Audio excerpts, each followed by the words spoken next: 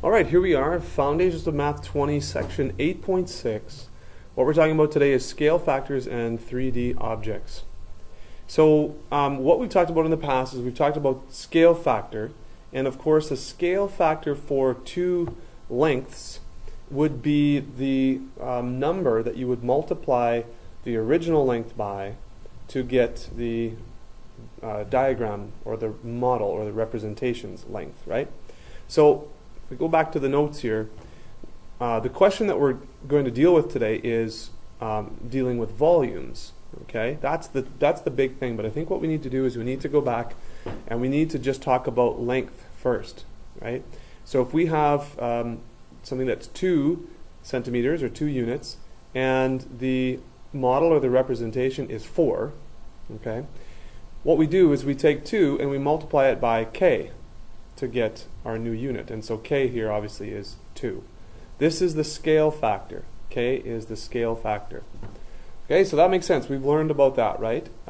If the model or the representation is bigger than the original, so let's say this is the original and this is the representation, then k is going to be greater than 1. If it's smaller, it's going to be between 0 and 1. Okay? So that's length. And then we moved from length, we moved to area. So let's take a look at area now. And let's say we had a cube. A square. Let's just talk about a square first. And 2 squares. Maybe I'll fit that in. And this is 2 by 2, and this is 4 by 4. So the relationship between areas is what we really focused on last time. So if we're talking about areas, this is 2 squared, and this one is 4 squared. Okay? So this has an area of 4, this has an area of 16. To get from one to the other, we multiply by 4, obviously. Now, how is 4 related here? Well, if we take a look at the scale factor, okay, here's the scale factor. We're multiplying each dimension on the new diagram by the scale factor. You see that? 2 times the scale factor will give us this length. 2 times the scale factor will give us this length. So if you consider this, right, we have 2 squared times k squared equals 4 squared. Okay, now before I lose you, all this is saying is that areas are related by the square of the scale factor, which we talked about before, right? That's how we know this. Areas are related by the square of the scale factor. So in order to answer this question, this is the question of the day now. In order to answer this question, let me draw a quick 3D representation here, if I can, with the space I have. So here's now a cube. This is 2k by 2k by 2k. And this one is also a cube. 4 by 4 by 4. I want to show you something. And maybe you're seeing it already. But if we're talking about the volumes, okay, the volumes, and if you're taking notes here right now, I'll just slow down a little bit, but length, area, and volume, okay? So the volume now with the 3D objects in this same case, when we have a cube, all right, the volume here for this cube would be 2 cubed. The volume for this cube over here would be 4 cubed, correct?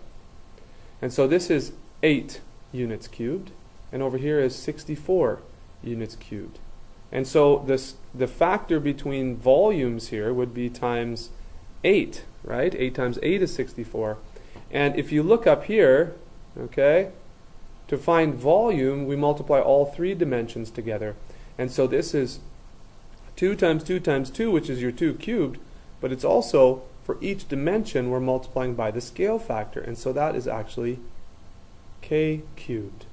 And that makes total sense because our scale factor, we know between the dimensions themselves, the 2 to 4, the scale factor is 2. And you know what? Because it's volume, it's cubed. So, how are the volumes related to the scale factor of similar objects? Okay, the volumes themselves will be related by a factor of the scale factor cubed. Okay, just think about the units, right? The units would be units cubed, centimeters cubed, or meters cubed for volume, so scale factor cubed. Okay? So lengths related by the scale factor, multiplied by the scale factor. Areas multiplied by the square of the scale factor. Volumes multiplied by the cubes of the scale factor. Okay? Okay, so here's an example from the textbook, and this is on page, looks like 507 in your textbook. So let's just go through this. The smaller tank in the photograph, that's this one, has a capacity, I've already labeled this, of 1,400 cubic meters. The larger tank has a capacity of 4,725 cubic meters.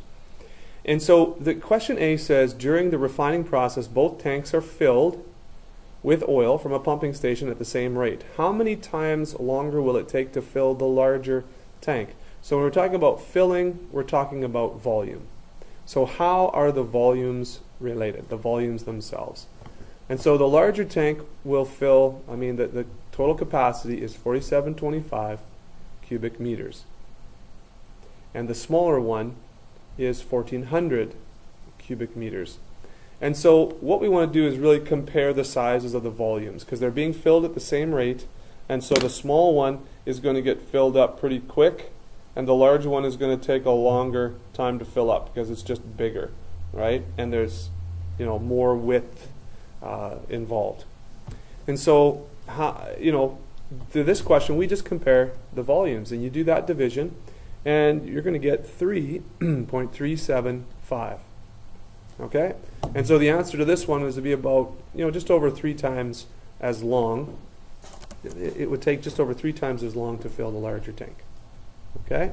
So 3.375 times as long. And that's just comparing, sorry for my writing today. That's just comparing the volumes. Okay? So we'll just do that division. Now, the second part involves the radius. Okay.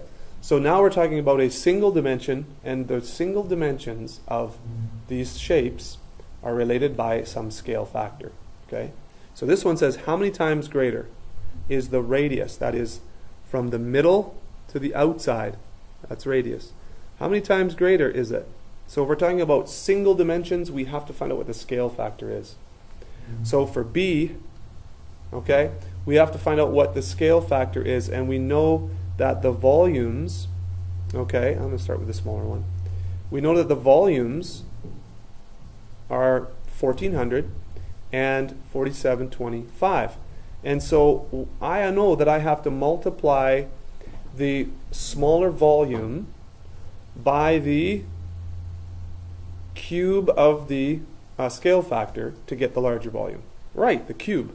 So that is the scale factor. In the book they call it K cubed. Okay, so we set up just a mathematical relationship. Here we're given volumes. We know how they're related by the cube of the scale factor. So let's set up that equation.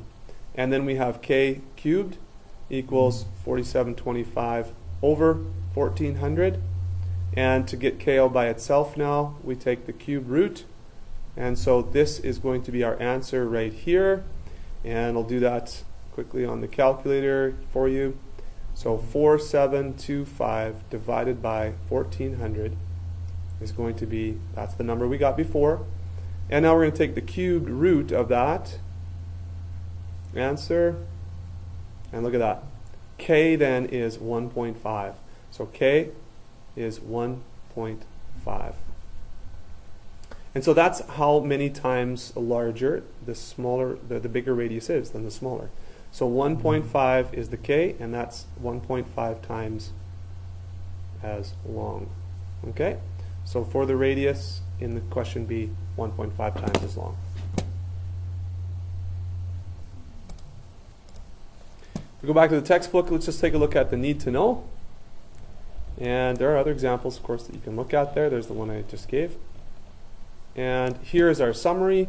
Surface area is related by the square of the scale factor of the individual dimensions. And volume is related by the cube of the scale factor. Okay? All right, so your suggested assignment here for this particular class I'm teaching right now will be about 1 to 7, and choose one from 11 to 20. Do a word problem there, and I'll just show those up on the screen real quick.